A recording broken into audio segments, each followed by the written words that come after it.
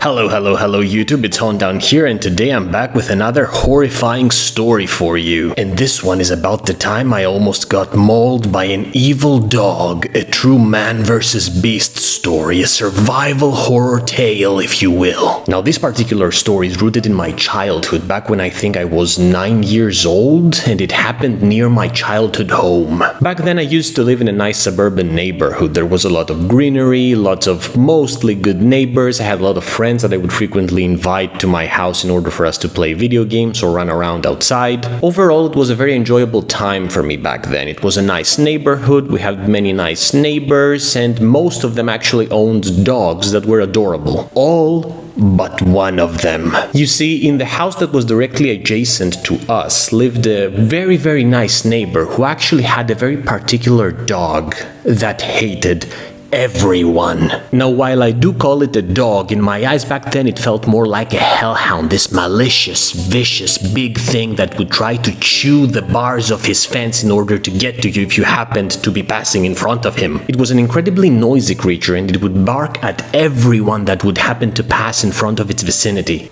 Everyone but me. You see, when it came to me, he never barked. Whenever I would happen to pass in front of its fence, what it would do is it would just stare at me intently, and it would growl very lowly, and if you would focus, you could almost hear its words. It would just stare at me, and I could feel it saying, "I shall feast on your flesh, child. I will fashion ornaments out of your intestines. I will hone your bones into blades, and I will bathe in your blood until the arrival of the old ones." I'm kind of paraphrasing here, but it was something along those lines. Needless to say, this particular dog was the terror of the neighborhood, and its owner just couldn't see that. It's like a parent with their child, you know, your child might be a piece of shit, but you, being its parent, cannot actually see it and think it's adorable. Thankfully, the owner was responsible enough to never let the dog without a leash when they would go outside for a walk, so we were largely safe for the most part. Until a fateful day, back in the summer of the time where I was 9 years old. I don't remember exactly when that was. Back then, it was a very hot day, and I remember I had invited a friend over in order for us to go outside and play in the forest that was adjacent to my home. Little did I know that our playtime would turn into a fight for survival eventually. So back in that fateful day, my friend came over to my home, we played a bit of video games inside the house, and then we eventually decided to go outside and play in the forest that was adjacent to the house, go run around a bit, climb some trees, things like that. So after we're done playing video games, we leave the house, and as we're actually exiting, I can see that my father is outside washing his car. He just waves at us, tells us to have fun, and we just start moving toward the forest at the end of my lane. Now, as we're doing that, we're passing in front of the fence of the neighbor who has the evil dog, and the dog is sitting right there,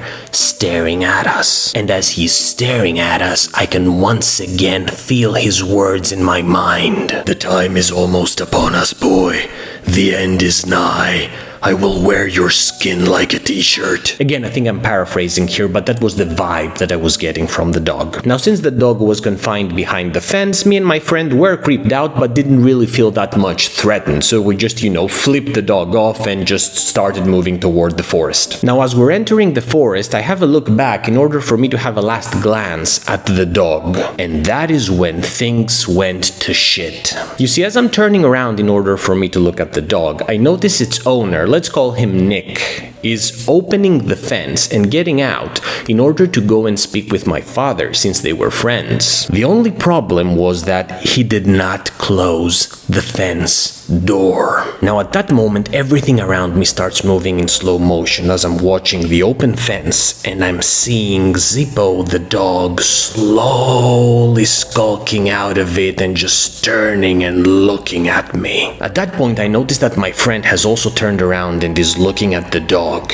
and as I have locked eyes with the beast, I'm looking inside those black holes, and for a split second, everything goes still. Now, as I'm looking at the beast and we have a true battle of the minds there, I turn to my friend knowingly and I nod, And at that point, I just start running like hell inside the forest, screaming, "We're gonna die, we're gonna die, just run, we're gonna die." My friend immediately starts rushing behind me, and as I'm running, I look back and I notice Zippo is just making the turn inside the forest, just coming at us like a goddamn bull. Both me and my friend are running through the woods like madmen with that beast on our trail, and I'm just looking around, trying to figure out a way for us to save ourselves and not be eaten alive by this monster on our trail. There are many houses on the left and right of the woods, but the problem is that their fences are very, very high, so there's no way for us to actually jump inside. So as my mind is just working overtime in order to figure out a way for us to survive, at that exact moment, I remember that we're actually in the woods. So I turn back to my friend and I tell him, "Let's go for the trees, let's go up on the trees." Lucky for us, there is like a pretty climbable tree a bit to our left, so we both go, we jump on it, we start clambering up, and eventually we settle on its branches. Almost seconds later, the dog just arrives down and starts trying to just climb onto the tree in order to get to us, but lucky for us, he's not a very good climber. So after a few minutes of just trying to do this in order to climb up, he just settles down, looks up and locks eyes with us, and just sits there. And as he's staring at us, I can once again feel the words in my mind, the words behind those dead eyes. "There is no escape, boy. Your end is here.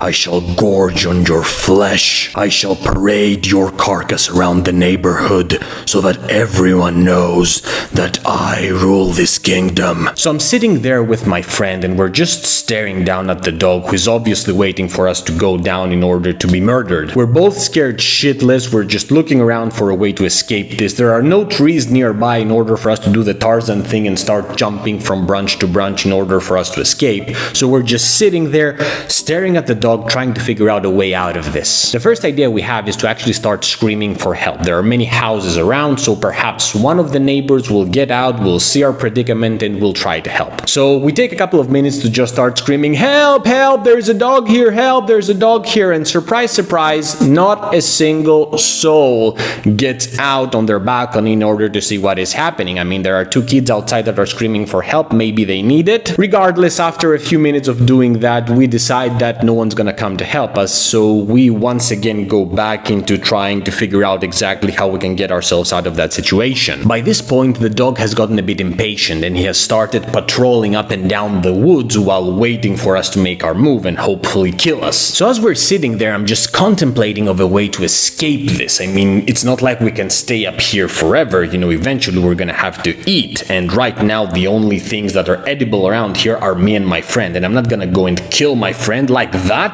eat his flesh raw without ketchup, no fries, no cola next to it. I mean, what am I, an animal? So as I'm figuring out a way to escape this, and I'm looking at the dog just moving up and down like the silent murderous beast that he is, it dawns on me, I have an idea. So I look at my friend and I tell him, "Listen, here's what we're gonna do. The dog is constantly patrolling up and down the woods, so the moment that he finds himself in the furthest part away from the exit that we used in order to get in the woods, we're gonna jump down from the tree and we're gonna start rushing toward that. And hopefully we're gonna be able to reach my house, and my father or anyone who's there is going to help us. Worst case scenario, if no one's there, we're just gonna get inside my house and we will be protected." My friend is looking at me unsure about this whole endeavor, but at the same time he realizes that we cannot just stay here forever until somebody happens to pass by. I mean, what if somebody actually comes and then the dog murders him as well? It's eventually gonna be like a pile of corpses beneath the tree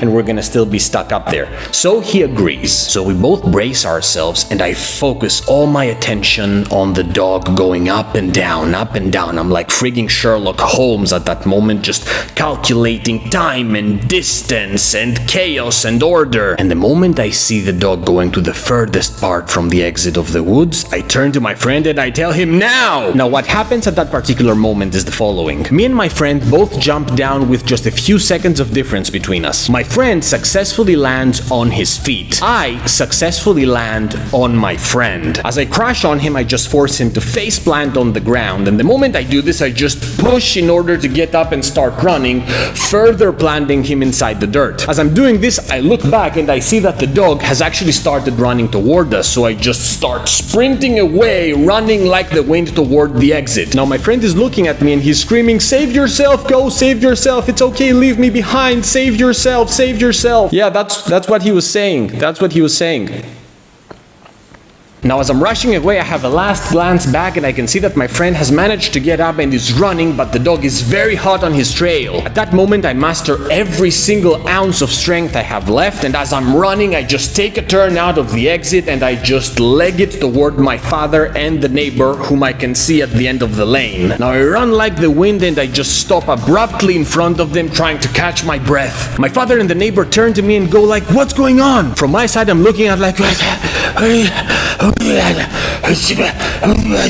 my father goes, "It's okay, just calm down and tell us what is happening." So I take a few breaths, I calm myself, and at that moment my mind is thinking to tell them about the dog and what happened in the forest. However, at the same time, I immediately contemplate the fact that if I tell them that story, I'm gonna look like a coward and maybe they're gonna make fun of me. At that moment, there is this internal battle between the side of me that wants to tell them what happened in the woods in order for them to go and help my friend, and the other side of me that doesn't want me to look like a wimp. So as I stare at them and I'm contemplating, I take a deep breath and tell them, "Nothing. I was just running, testing my endurance." My dad just looks at me confused and goes like, "Okay." And what I do is I turn toward the tree line, and there in the distance, I can see the figure of my friend running for his life, the dog hot on his trail until they eventually disappear. To this day, I have no idea what actually happened to my friend. After that point, he never called again, we never spoke again, he never visited again. I mean, he's alive, probably, right? Probably. I mean, the dog didn't do anything to him. He probably made it. He made it. The dog, however, did come back, and especially during that day, he looked very, very satisfied with himself. I mean, my friend is fine, right? He probably is. He probably is. So that's it, folks. That's my horrifying survival horror story about how I went to battle with the beast of nature and emerged victorious. Still not sure what happened to my friend, though. I am kind of worried now that I'm thinking about this story again. Surprisingly, I don't even remember his name. Anyway, this was my story. I hope you enjoyed it. And if you enjoyed it, I actually have another one about the time that I went to battle against a demonic ghost on my channel. So if you like this one, be sure to check that out as well. And on that note, thank you so much for watching, and remember to stay spooky!